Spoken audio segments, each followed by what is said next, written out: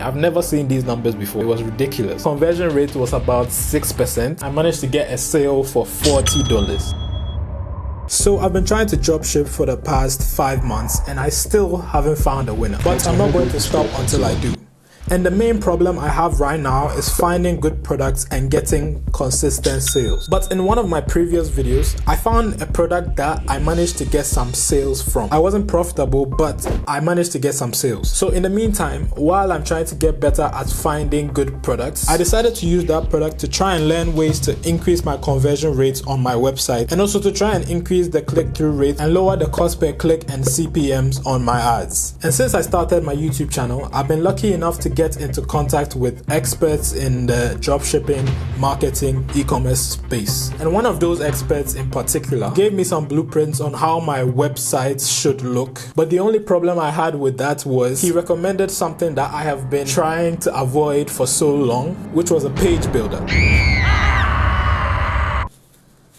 Normally I try to use the themes already on Shopify, but if a professional is recommending I switch to a page builder, I'm not going to argue with him. So as you can see here, this is what my website used to look like. The theme I used here is called Taste and it's free on Shopify. So that's what the website used to look like. But now I've gone to learn how to use a page builder called Pagefly. A lot of YouTubers recommend it, so that's the one I went with. And I also managed to get an affiliate link. So if you want to try Pagefly and you want to support the channel as well, or you're just too lazy to search for it, just click the first link in the description to install it.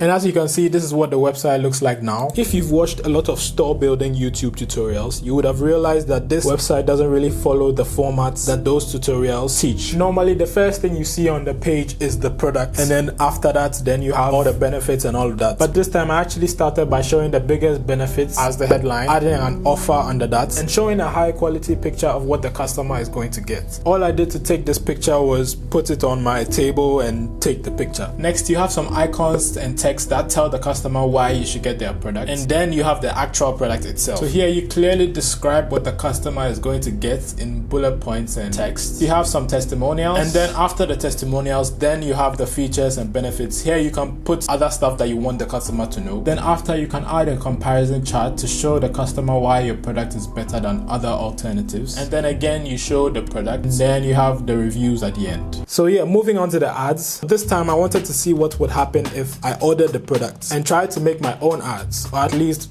have most of the video be my own content. So I ordered the product from Amazon and I recorded 3 different ads. For my first ad, I just recreated an ad from a competitor that I've seen already doing well. And for the second and third ads, I got some advice from someone who knew a lot more than me about making ads. And he gave me a framework to use, which basically said, like, first of all, the video shouldn't be longer than 30 seconds. Each clip in that video should be like 2 to 4 seconds. And at the start of the video, you should begin by listing the problem. You then introduce your product and you mention how it's going to solve the problem, how it's going to benefit the customer, all of that. At the end, you add your call to action, you add your offer. Yeah. And also the cash advertising book recommended some headlines that I could use as a hook to start the video with. And I picked the "if you" headline. So that's what I used to start one of the TikToks. So now I have the ads, and for the ad campaign, I'm going to be following Soldier's strategy. He recommended that I ran a conversion campaign with CBO turned on at $50 a day, complete payments, TikTok only, no ACO, no interest, United States 18 to 55. So yeah, the strategy is as simple as it gets. So right now I'm just going to spend $50 and see what happens. And I've set it to start at 12 my time, so if I wake up and I don't get any sales, then I know I made a huge mistake. So I woke up to no notification from Shopify, so I went to check the website and I saw that I got only about 13 visitors, no add to carts, no nothing. So I thought, okay, maybe TikTok didn't really spend the budget, because usually when I run an ad the first day nothing happens and then it starts spending the next day. So I went to check my ad account and actually spent $35. So I was very surprised. So I checked the rest and I saw that my cost per click was $3.2 and my CPMs were $20. And I know now that these stats are very high. My cost per click should be under $1. So there was clearly something wrong here. So I decided to switch things up and I made a new conversion campaign with CBO off, complete payments, TikTok only, ACO on, United States, English, no limit on gender or age, no interest, $20 daily budget. And I ran 3 ads with 3 different campaigns and a dynamic call to action button. And the money in my ad account almost ran out, and the money I had ran out. So I had to swallow my pride and ask my sister. So after I spent $5, I noticed that the cost per click and the CPMs went down a lot. And I managed to get a sale.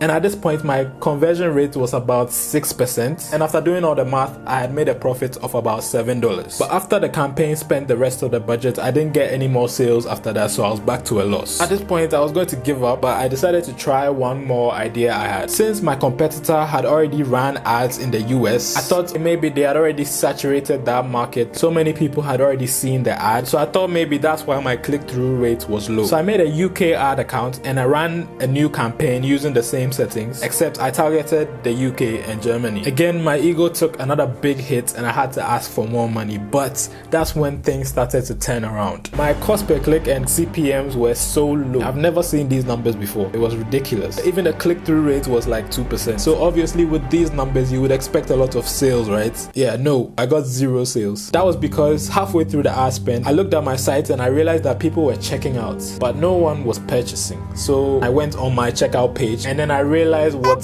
I had done wrong. I hadn't changed my shipping rates to the UK, so what my customers saw was this. They had to pay an extra $23 just for shipping, instead of the shipping being free. I felt so dumb. I wasted like $15 and I could have had like 3 sales. But yeah, I fixed it and I let the ads run, and guess what happened after that? I managed to get a sale for $40. Someone bought my bundle offer. And the thing is, I buy that offer from my supplier for $7. So the profit I get for that is like $32.